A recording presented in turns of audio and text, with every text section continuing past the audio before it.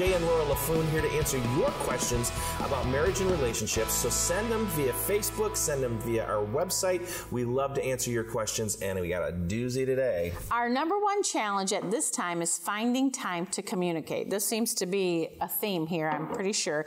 Not just to gab, but to sit down and talk about important things. What has gone on during the day? How are the kids doing? Talk about ourselves, our jobs.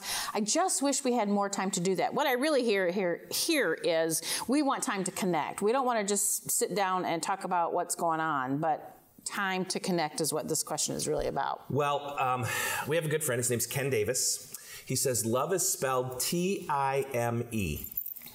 Time. And the reality is this. We all have 24 hours in the day, okay? We all have 7 days a week.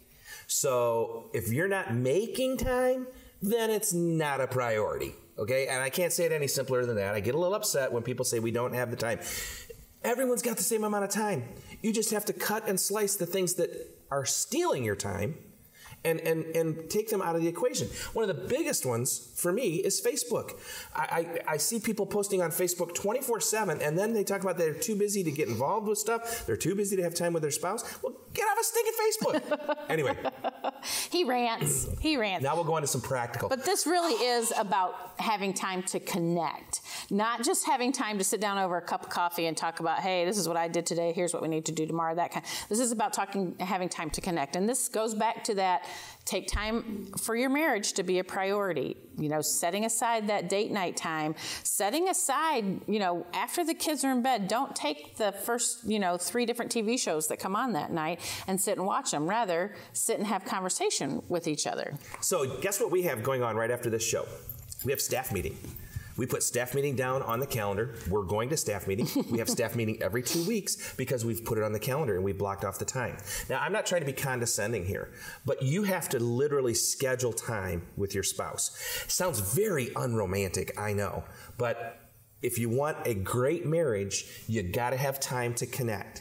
And if you don't make the time, it won't just poof, immediately appear. So calendar time with your spouse, whether it's a small amount every day or once a week going out for lunch or coffee, put it on the calendar and hold it sacred.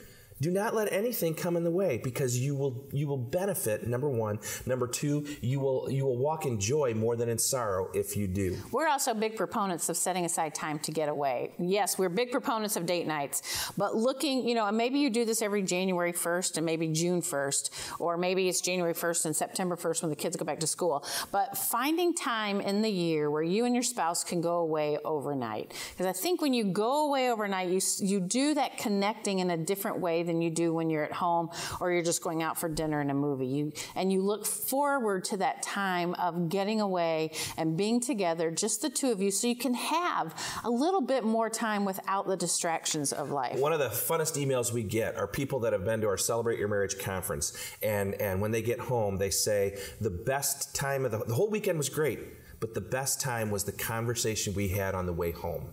Because we were focused on each other, we were focused on our marriage, and this is what we're talking about when it's getting away and getting ahead and making your marriage a priority.